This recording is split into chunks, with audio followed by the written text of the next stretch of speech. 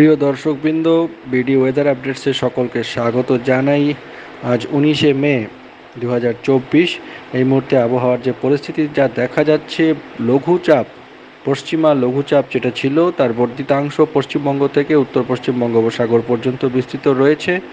এই অবস্থায় যা দেখা যাচ্ছে যে আজ সারাদিন মোটামুটি ঢাকা, খুলনা, বরিশাল, চট্টগ্রাম ও সিলেট বিভাগের কিছু কিছু জায়গায় অস্থায়ীভাবে দমকা হাওয়াসহ, ঝোড়ো হাওয়াসহ বৃষ্টি, কোথাও কোথাও বজ্রসহ বৃষ্টিও হতে পারে। এছাড়া রাজশাহী, রংপুর ও ময়মনসিংহ বিভাগের দু এক জায়গায় ছিটেফোঁটা বৃষ্টিপাতের সম্ভাবনা থাকছে। একই রকমভাবে দমকা, ঝোড়ো হাওয়া এবং বজ্রসহ বৃষ্টিও হতে পারে কোথাও কোথাও। তবে বিক্ষিপ্তভাবে কোথাও কোথাও শিলাবৃষ্টির সম্ভাবনা প্রবল থাকছে, বিশেষ করে ঢাকা, খুলনা, বরিশাল এবং সিলেট বিভাগে এবং চট্টগ্রামের কিছু কিছু জায়গায় প্রবল সম্ভাবনা থাকছে বিক্ষিপ্তভাবে শিলাবৃষ্টি হওয়ার। গোপালগঞ্জ, রাজশাহী, নোয়াখালী, কক্সবাজার, বাগেরহাট, যশোর, সাতক্ষীরা, পটুয়াখালী ও ভোলা জেলাসমূহের উপর দিয়ে মৃদু তাপপ্রবাহ বয়ে যাচ্ছে। তবে তা আগামী 24 ঘন্টায় অর্থাৎ আজ সারাদিনের মধ্যেই প্রশমিত হয়ে যাওয়ার সম্ভাবনা থাকছে।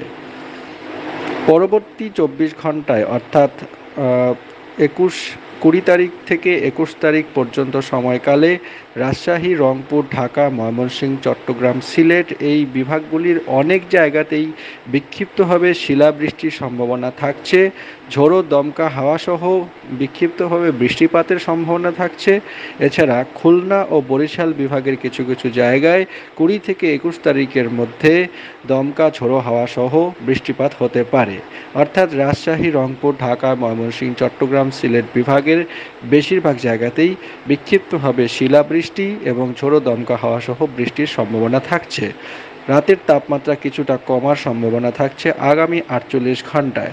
আগামী 72 ঘন্টায় অর্থাৎ 20 থেকে 21 তারিখের মধ্যে রাজশাহী, রংপুর, ঢাকা, ময়মনসিংহ, সিলেট এই বিভাগগুলির বেশিরভাগ জায়গাতেই কিন্তু একই রকমভাবে দমকা, ঝোড়ো হাওয়াসহ বৃষ্টি, বজ্রসহ বৃষ্টি, এছাড়া বিক্ষিপ্তভাবে শিলাবৃষ্টির সম্ভাবনা রয়েছে। গুরুত্বপূর্ণ আপডেটের মধ্যে আরেকটি যা দেখা যাচ্ছে, বঙ্গোপসাগরে কিন্তু একটি লঘুচাপ সৃষ্টি হওয়ার সম্ভাবনা রয়েছে এবং এই লঘুচাপ মোটামুটি যা দেখা যাচ্ছে আগামী 5 দিনের মধ্যে তৈরি হওয়ার সম্ভাবনা থাকছে।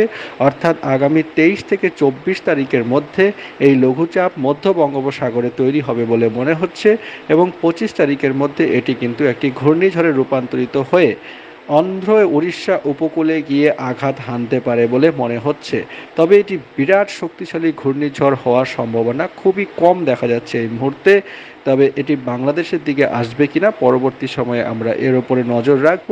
আপনারা চ্যানেলে নজর রাখুন, চ্যানেলটিকে সাবস্ক্রাইব করে রেখে দিন।